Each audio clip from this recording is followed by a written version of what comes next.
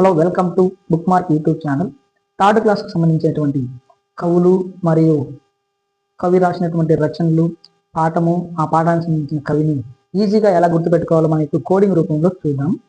తెలుగు తల్లి, ఫస్ట్ పాఠం తెలుగు తల్లి కాబట్టి శ్రీశ్రీ, శ్రీరంగం శ్రీనివాస్. శ్రీశ్రీ అంటే శ్రీరంగం శ్రీనివాస్. సరే, తను రాసినటువంటి రచనలు ఏంటో ఇప్పుడు కోడింగ్ రూపంలో చూద్దాం. ఓకే, శ్రీనివాసు ఉదయాన్నే ఖడ్గ సృష్టి గురించి మరియు మహాప్రస్తావనం చేస్తూ మరోసారి ప్రస్తావనం చెప్పి అంతం చేశారు. ఇక్కడ చూడు, శ్రీ రచన చూద్దాం. చూడు మరొకసారి, శ్రీనివాస్ ఉదయాన్నే ఖడ్గ సృష్టి గురించి మరియు మహాప్రస్తావనం చేస్తూ మరోసారి ప్రస్తావనం చెప్పి అంతం చేశారు. ఇక్కడ ఉదయాన్నే అంటే, ఇక్కడ చూడండి, ఉదయాన్నే అనే దానికి మనము ఏమిటంటే ఈయన అభ్యుదయ యుగకర్త అని గుర్తుపెట్టుకోవాలి. అభ్యుదయం, ఉదయం. ఓకేనా? ఖడ్గ సృష్టి ఈయన రాసినటువంటి రచనలు, మహాప్రస్తావనం ఈయన రాసినటువంటి రచనలు, మరో ప్రస్తావనము ఈయన రాసినటువంటి రచనలు. అంతము అంటే అనంత వారి స్వీయ చరిత్ర అని గుర్తుపెట్టుకోవచ్చు మనం. ఒకసారి మళ్ళీ చూడండి, శ్రీరంగం శ్రీనివాస్ రాసినటువంటి రచనలు ఏంటంటే ఖడ్గ సృష్టి, మహాప్రస్తావనం, మరో ప్రస్తావనం, అనంతం ఇది స్వీయ రచన అని చెప్పుకోవచ్చు. ఉదయాన్నే అనేదాన్ని ఏంటంటే అభ్యుదయం. అభ్యుదయం అంటే ఉదయం, ఉదయాన్నే. ఇలా మనం కోడ్ చేసుకోవచ్చు. ఓకేనా? నెక్స్ట్, ఈ తెలుగు తల్లి అంటే ఫస్ట్ పాఠం కాబట్టి మనకు కవి కూడా ఈజీగా గుర్తుంది, శ్రీశ్రీ అని. ఓకేనా? తెలుగు తల్లి ఒక శ్రీశ్రీ అని మనం తప్పుగా అనుకోవద్దు. తెలుగు తల్లి ఒక శ్రీ అని కూడా మనం అనుకోవచ్చు, శ్రీశ్రీ. ఓకేనా? తల్లి భారతి వందనము. తల్లి భారతి వందనము కవి వచ్చేసి దాశరథి కృష్ణమాచార్యులు. ఓకేనా? తల్లి భారతి వందనము దాశరథి కృష్ణమాచార్యులు అని గుర్తుపెట్టుకోండి. ఓకేనా? ఇది అతను రాసినటువంటి రచన చూద్దాం, కోడింగ్ రూపంలో చూద్దాం. దాశరథి యాత్ర చేస్తూ వీణ వాయిస్తుంటే సమరం చేస్తూ అగ్ని మహాసముద్రంలో తిరుగుతుంది. మరొకసారి, దాశరథి యాత్ర చేస్తూ వీణ వాయిస్తుంటే సమరం చేస్తూ అగ్ని సముద్రంలో తిరుగుతుంది. ఇక్కడ మరొకసారి, దాశరథి యాత్ర చేస్తూ వీణ వాయిస్తుంటే సమరం చేస్తూ అగ్ని సముద్రంలో తిరుగుతుంది అని గుర్తుపెట్టుకోండి. ఇక్కడ చూడండి, అగ్నిధార, రుద్రవీణ, మహోదయం, తిమిరంతో సమరం అనేది ఈయన రచనలు. చూడు, అగ్నిధార, ఇక్కడ చూడండి, అగ్ని, మహోదయం, తిమిరంతో సమరం, రుద్రవీణ. వీణ అంటే రుద్రవీణ. యాత్ర చేస్తూ అంటే యాత్రా స్మృతి వచ్చేసి వీరి స్వీయ చరిత్ర. బాగా గుర్తుపెట్టుకోండి, దాశరథి యాత్ర అంటే యాత్రా స్మృతి వీరి స్వీయ చరిత్ర అనమాట. రుద్రవీణ, వీణ వాయిస్తుంటే రుద్రవీణ, సమరం అంటే తిమిరంతో సమరం రాసినది. అగ్నిధార, మహోదయం, తిమిరంతో సమరం చెప్పుకున్నాం కదా. చాలా బాగా, చాలా కష్టపడి రాశాను ఇది. ఓకేనా? కొంచెం 1-2 సార్లు చూసుకోండి, ఈజీగా గుర్తుండిపోద్ది. నెక్స్ట్, ఐక్యమత్యం వచ్చేసి లియో టాల్స్టాయ్. ఇది రష్యన్ కథలు ప్రసిద్ధి చెందింది. అయితే ప్రపంచ ప్రసిద్ధి చెందిన కథలు ఇది ఐక్యమత్యం అనేది. గుర్తుపెట్టుకోండి, ఈ మాసపు కథలో ఉంటుంది. జింక ఈ మాసపు కథ, ఇది కూడా ఈ మాసపు కథ అనమాట. ఇది వచ్చేసి గ్రీక్ పురాణ కథలు 2500 సంవత్సరాల నాటి అనమాట. ఇది బాగా గుర్తుపెట్టుకోవచ్చు. ఇది కవులేం కాదు కాబట్టి జస్ట్ అలా ఐకమత్యం వచ్చేసి లియో టాల్స్టాయ్ రష్యన్ కథ. జింక ఈ మాసపు కథ గ్రీక్ పురాణ కథలు అనమాట. నెక్స్ట్, ఈ పాత్రల గురించి మరొక వీడియో చేద్దాము, పాఠంలోని పాత్రలు. ఓకేనా? నెక్స్ట్, మంచి బాలుడు. ఇక్కడ గుర్తుపెట్టుకోండి, కవి ఎవరో చూద్దాం. పాఠం రాసింది మంచి బాలుడు ఆలూరు బైరాగి. చూడు, ఇక్కడ మంచి బాలుడు ఎవరినంటారు? ఆలూరు బైరాగిని మంచి బాలుడు అంటారని గుర్తుపెట్టుకోండి. సో మంచి బాలుడు పాఠం ఏంటంటే ఆలూరు బైరాగి అని గుర్తు రావాలి. మంచి బాలుడు అంటే ఆలూరు బైరాగి. సరే, తను రాసినటువంటి రచనలు చూద్దాం మనం ఇప్పుడు. మంచి బాలుడు రచనలు వచ్చేసి చూడండి, కోడ్ రూపంలో చూద్దాం. ఆలూరు బైరాగి చీకట్లో మేడలు వెతుకుతూ నూతిలో పడి అడ్డుగోడ గీతపై నీటిలో పడ్డాడు. అప్పుడు దివ్య వల్ల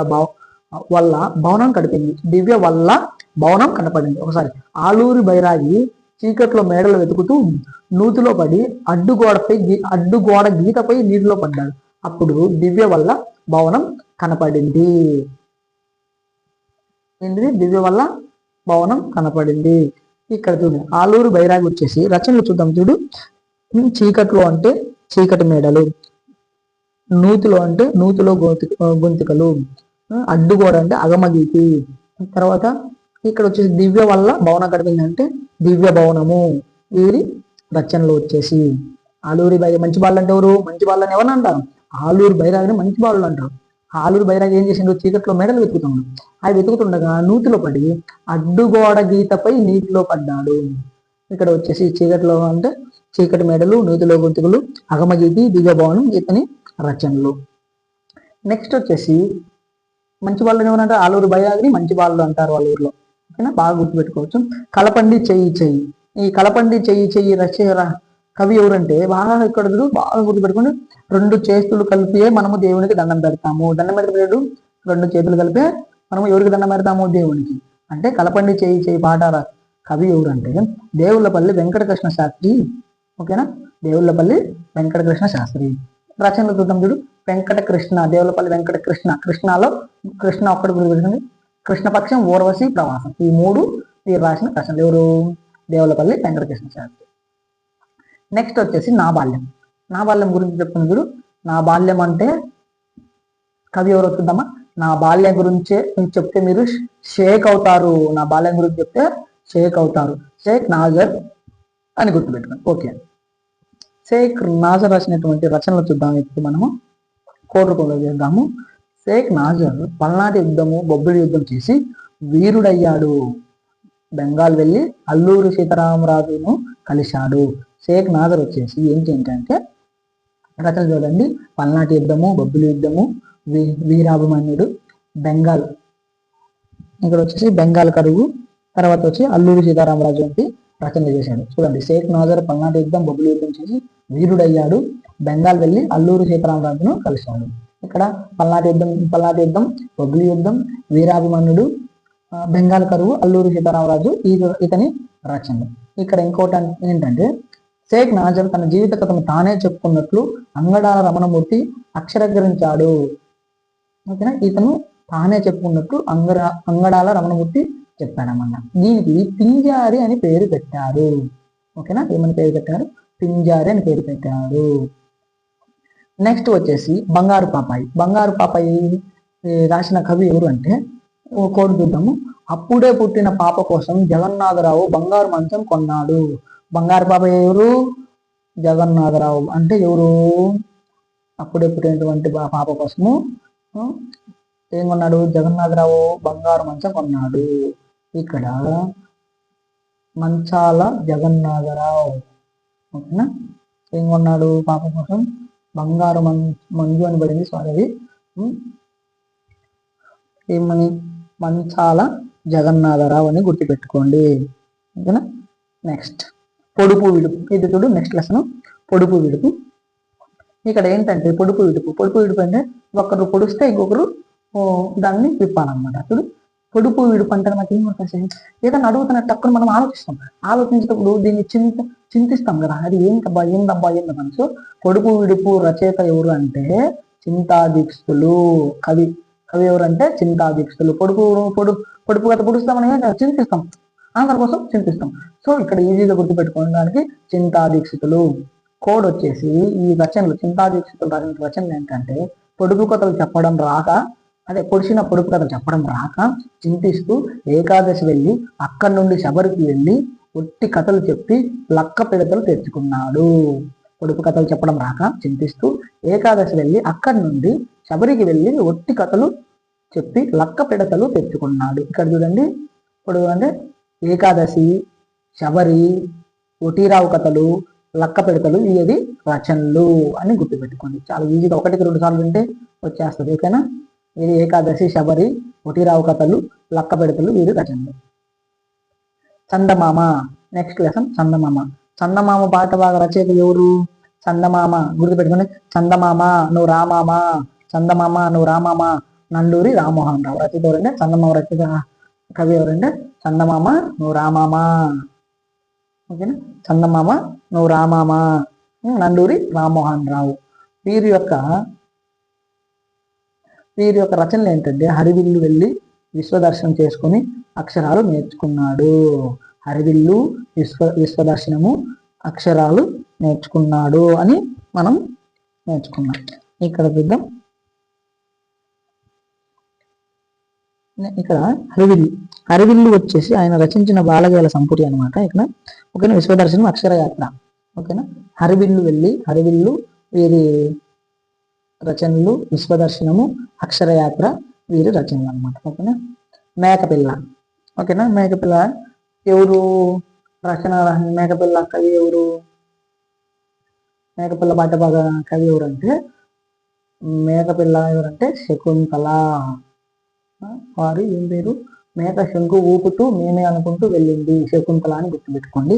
మేమే అని మేకపిల్ల మేమే అంటుంది కదా, మేమే బదులు శంకు ఊపుతూ వెళ్ళింది అనమాట. ఓకే.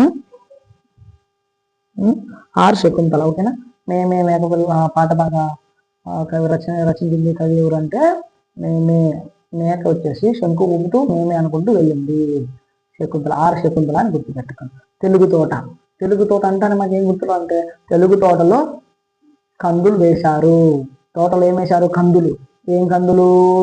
కందుకూరు రామభద్రరావు అని గుర్తుపెట్టుకోండి. ఎవరు వేశారంటే తెలుగు తోటలో కందులు వేశారు. ఎవరు వేశారంటే కందుకూరు రామభద్రరావు వేశారని గుర్తుపెట్టుకోండి. తెలుగు తోటలో వేశారు ఎవరు? ఓకే, దాన్ని కోడ్ చూద్దాము. తెలుగు తోట కందుకూరు రామభద్రరావు రాశారు. తెలుగు తోటలో లేమొగ్గ, గేయమంజరి, కందులు అనే విత్తనాలు వేశారు. ఇప్పుడు తెలుగు తోటలో లేమొగ్గ, గేయమంజరి, కందులు అనే విత్తనాలు వేశారు. ఇతని రాష్ట్రంలో ఏంటంటే లేమొగ్గ, గేయమంజరి, తర్వాత వచ్చేసి కందులు అనే విత్తనాలు వేశారు. ఎవరంటే కందుకూరి వీరేశలింగం అనే విత్తనాలు. అందమైన పాట. కందుకూరు రామభద్రరావు. అందమైన పాట. ఇప్పుడు మనకు బాలసుబ్రహ్మణ్యం బాగా తెలుసు. ఎవరు పాడతారు బాగా అందంగా వినసొంపుగా? ఎవరు పాడతారు? ఎవరు? బాలసుబ్రహ్మణ్యం. అందమైన పాట అంటేనే ఆడ బాలసుబ్రహ్మణ్యం గుర్తు రావాలా? జీవి బాలసుబ్రహ్మణ్యం గుర్తుపెట్టుకుంటాం. జీవి బాలసుబ్రహ్మణ్యం. ఓకేనా. నెక్స్ట్ వచ్చేసి ఇదే అందమైన పాట జీవి బాలసుబ్రహ్మణ్యం రాసినది రచన చూద్దాం. రసోల్లాసము, వీరరసము, వీర రచనలు. సుబ్రహ్మణ్యం పాటలు విని రసవల్లాసము, వీరరసం పొందాను. ఓకేనా. వీర రచన. పంట చేలు అంటేనే పాలగొమ్మి విశ్వనాథం అని గుర్తుపెట్టుకోండి. తొలి పండగ అంటే మనకు తెలుసు. తొలి పండగ సంస్కృతి సంప్రదాయం, దానికి ఏమి రచన ఉంటాం. అందాల తోటలో అంటే అందాల తోటలో కస్తూరి నరసింహమూర్తి అని గుర్తుపెట్టుకోండి. ఓకేనా. అందాల తోటలో కస్తూరి కందులు నాటుతుందని గుర్తుపెట్టుకోండి. ఇలా అయినా గుర్తుపెట్టుకోండి. చాలా ఈజీగా గుర్తుపెట్టేలా కోడ్ చేశాను. చాలా కష్టపడి చేశాను.